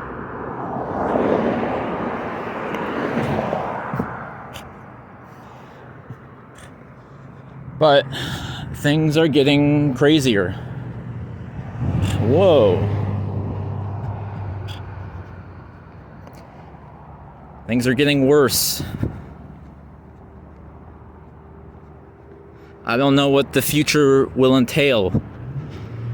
I don't know what the rest of this year or the next 3 or 4 years will entail.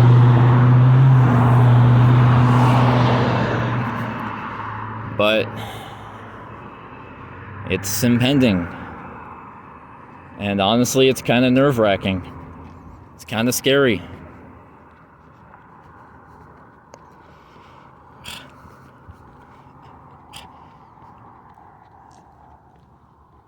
I don't know what these next few crazy years are going to bring. But you got to be ready for it.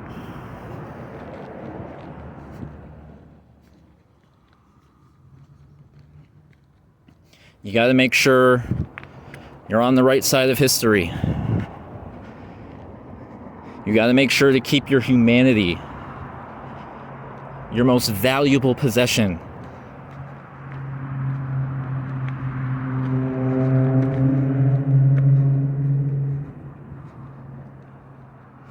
Not to be jaded or depressed by the atrocities of the world, and not to give in and surrender to them.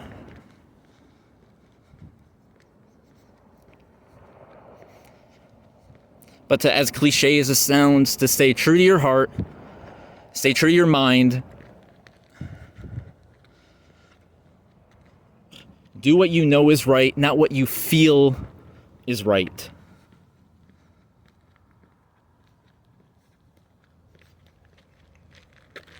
Not to give in to the easy road.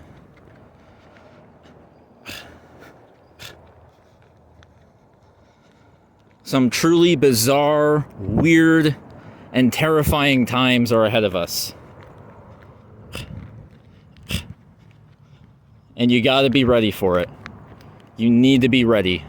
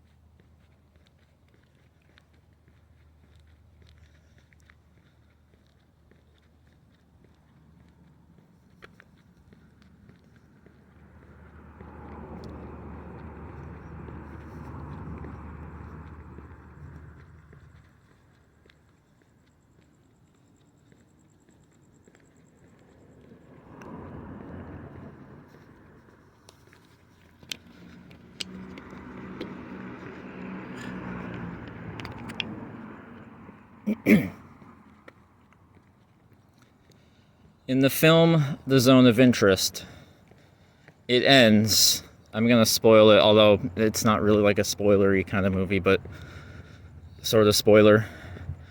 The Zone of Interest. It's a film about a Nazi, the commandant of Auschwitz.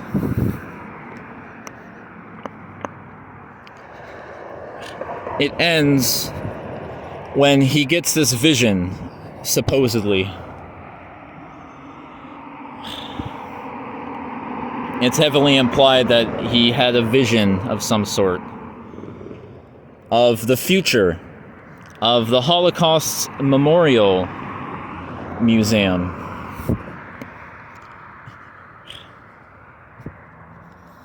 And people have different interpretations on what that means. Some have said that, all these ladies who are cleaning the museum, they,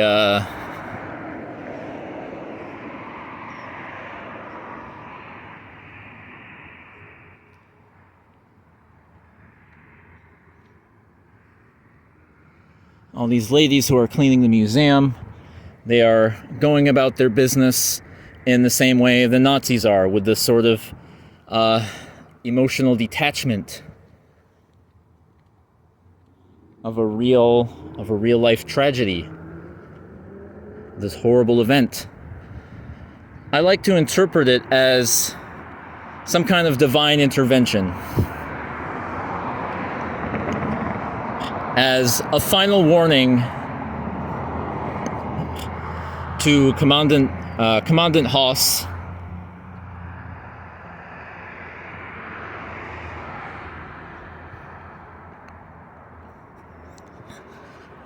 before he goes off and continues to enact his and continue to subject himself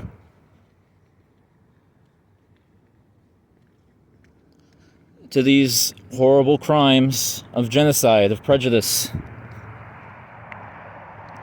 I have a whole review about this. I'm plugging the review.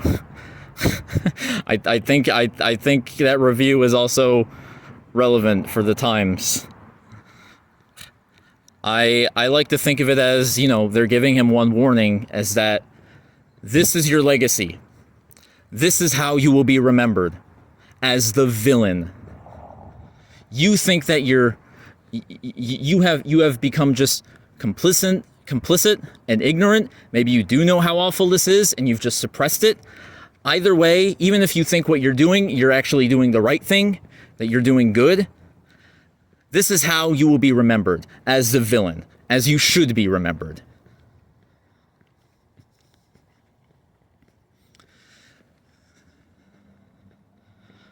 In my review, I said The Zone of Interest is not a film about Nazis, it is a film about us. And just how we are complacent in the face of so many things occurring around us.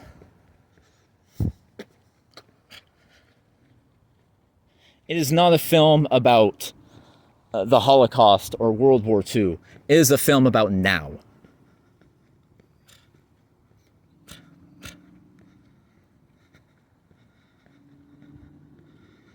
Before Commandant Haas was executed, he wrote something.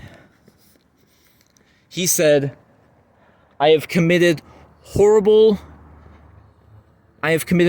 crimes against humanity, and I am to pay for it with my life. I don't remember everything verbatim, but he essentially poured his heart out apologizing. He knew all along what he was doing was wrong. And he just kept going along with it. And obviously this is an extreme example. And yes, I'm talking about political stuff here, but I'm talking about just your life, just your life in an apolitical sense. We all know these things, but we're too lazy or too comfortable to act upon them.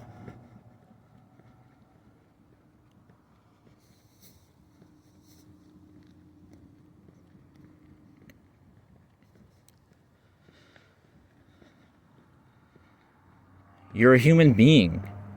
You're special. You're amazing. Don't waste your life. You've only got one. Live it for you.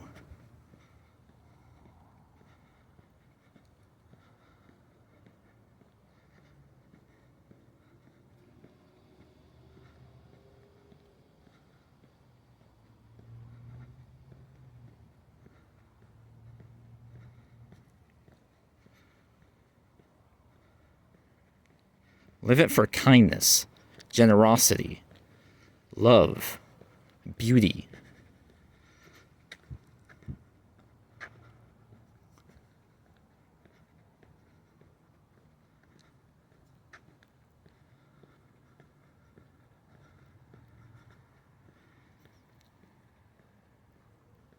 Compassion, kinship, togetherness.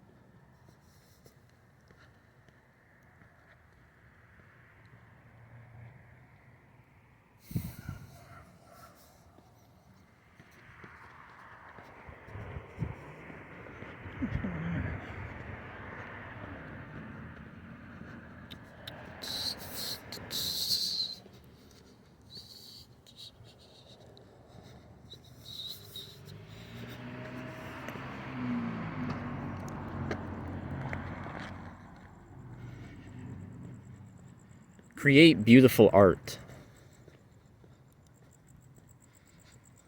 Even if it's lousy art. Just create something from your soul. Oscar Wilde said, all bad poetry is sincere. Be sincere. Share it with others. That is a way to share yourself with others.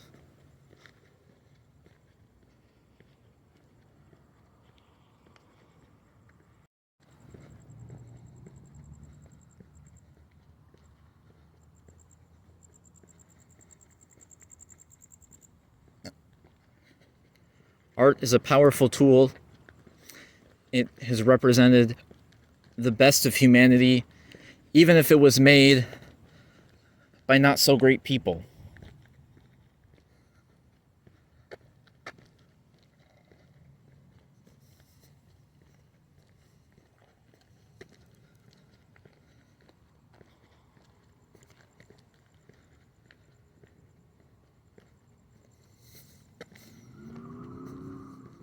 This is why people do art therapy. Because expressing yourself is healthy. It's good.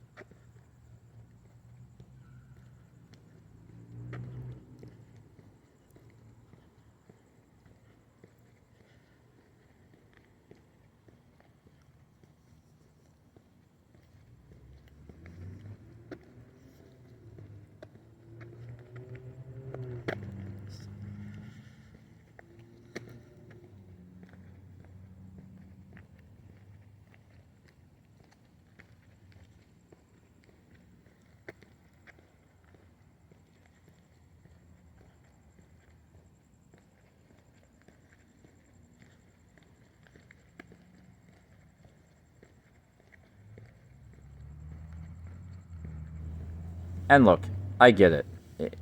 It's hard to admit that you were wrong.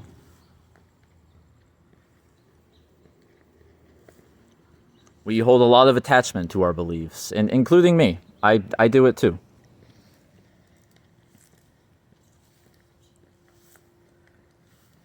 But it's better to realize what's right and wrong now rather than waiting until it's too late. Rather than waiting until you're dead and you can't change and you will forever be remembered as a footnote in the history books on the page of the enemy of history.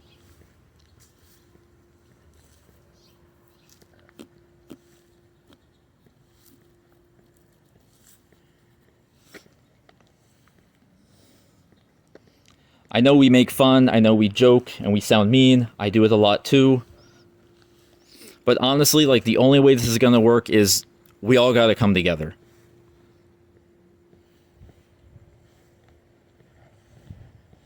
I'm not trying to make anyone feel bad. I personally am not going to stomp anybody who admits they're wrong. I welcome it.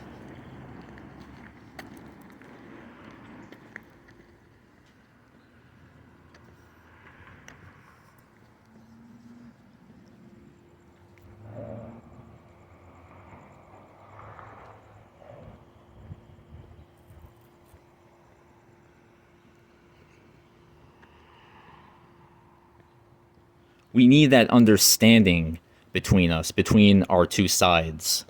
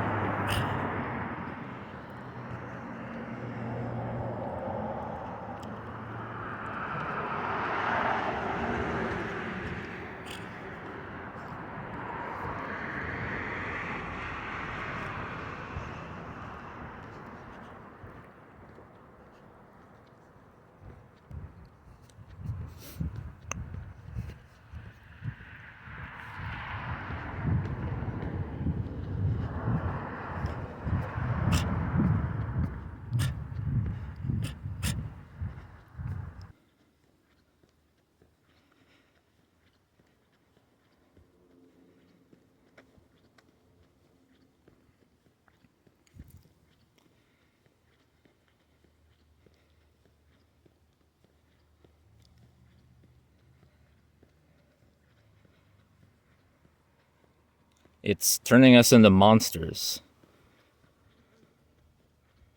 We're losing our humanity and being turned into monsters because we just hold these beliefs and attachments.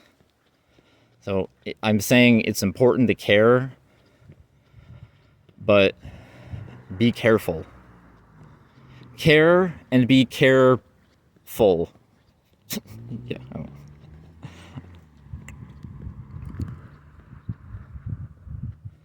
I'm not even telling you guys what side to go on. To choose, if we want to put it that way.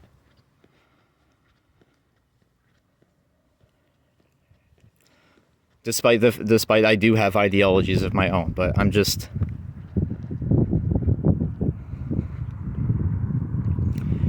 this event has gotten a lot of people riled up. It's got everybody riled up. And don't become a monster. Stay human. Or go back to being human if you already are a monster.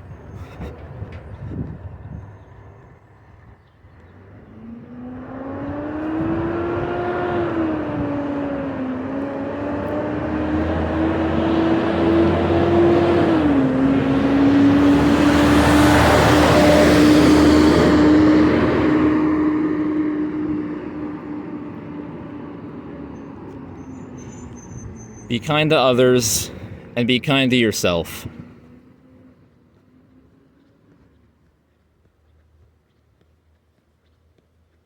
Do what's healthy. Don't give in to base desires or base instincts. Don't give in to fear or hatred or anger or depression or nihilism.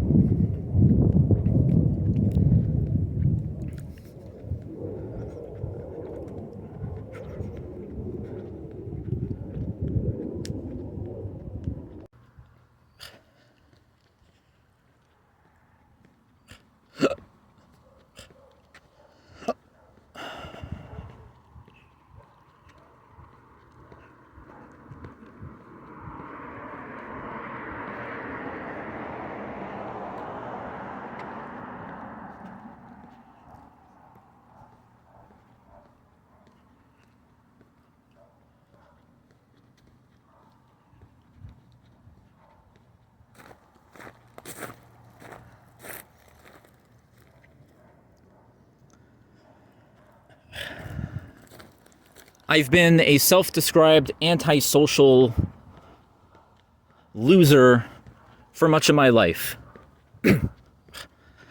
I find it very uncomfortable to be around people, and I find it difficult to be around people. So I don't often socialize with people.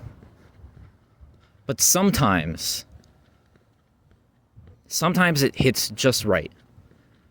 Sometimes I'm with a group of people, and it can even be my family, who I don't even have that much in common with. But sometimes I can be around people, and that sweet spot just hits.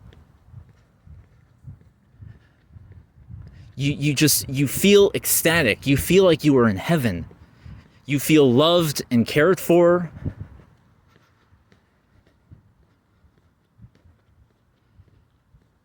There's no greater feeling.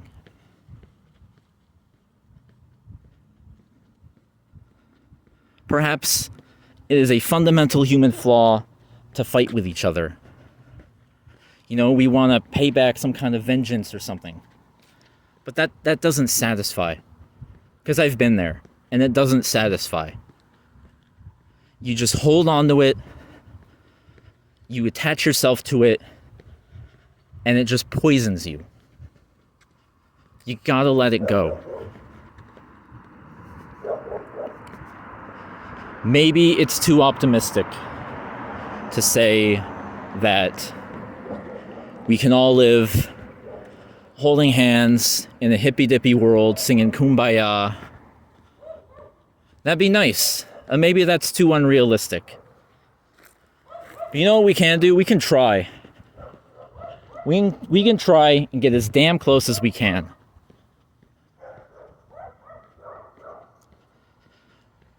Fighting with each other, all this fighting because we were lied to,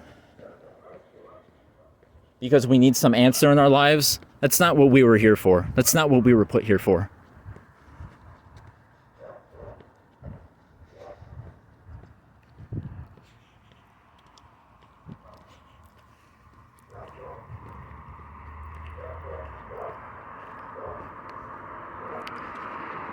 We were here to connect. I can say all these things about, avoiding people, not being of ugh people. Normal people scare me. Wearing my little t-shirt with the alien that goes, "I don't believe in humans," or whatever bullshit these scene kids like to wear.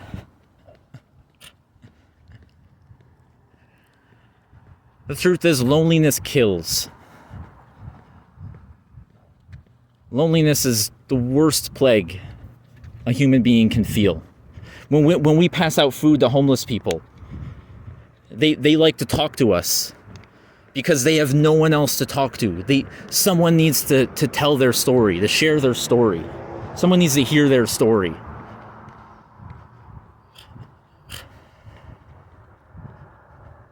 We're all longing to connect and belong.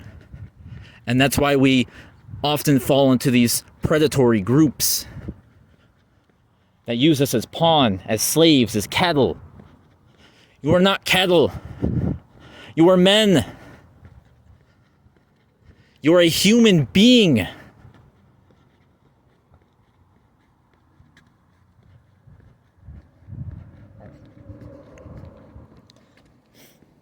The few friends I have, when I am around them, and when I can get comfortable around them, I have a wonderful time.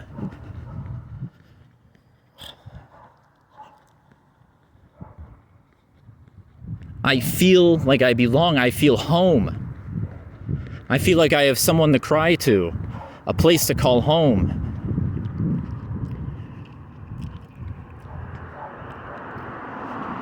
It feels like heaven. It's better than any drugs.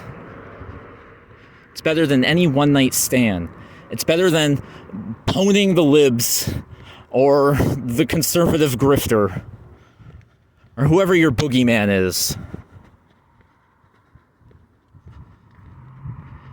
We all want to help one another. Human beings are like that.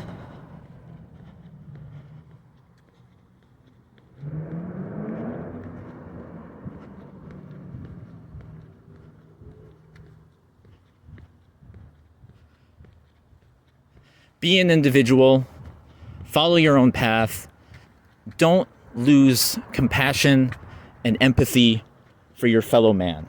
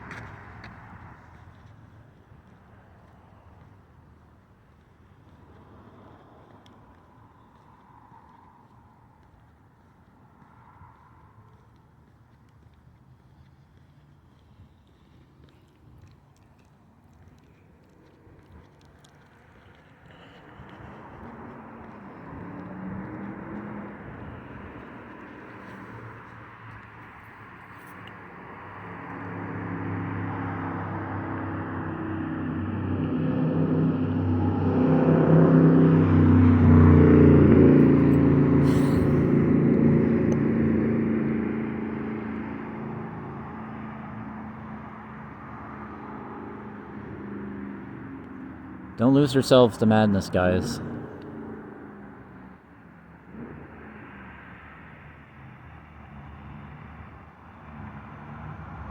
Hold on to yourself. Hold on to your humanity.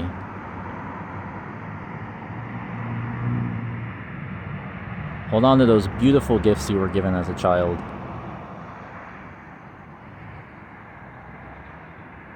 To help others and be there for others. To just be present. Don't lose yourselves to madness, guys. Hold on to your humanity. Because you're gonna need it. To those who can hear me, I say, do not despair. The misery that is now upon us is but the passing of greed, the bitterness of men who fear the way of human progress. The hate of men will pass, and dictators die. And the power they took from the people will return to the people. And so long as men die, liberty will never perish. Soldiers, don't fight for slavery, fight for liberty. In the 17th chapter of St. Luke it is written, the kingdom of God is within man, not one man nor a group of men, but in all men, in you. You, the people, have the power to create machines, the power to create happiness. You, the people, have the power to make this life free and beautiful, to make this life a wonderful adventure. Then in the name of democracy, let us use that power. Let us all unite. Let us fight for a new world, a decent world, that will give men a chance to work, that will give youth a future and old age a security. By the promise of these things, brutes have risen to power, but they lie. They do not fulfill that promise. They never will. Dictators free themselves, but they enslave the people. Now let us fight to fulfill that promise. Let us fight to free the world, to do away with national barriers, to do away with greed, with hate and intolerance. Let us fight for a world of reason, a world where science and progress will lead to all men's happiness. Soldiers, in the name of democracy, let us all unite!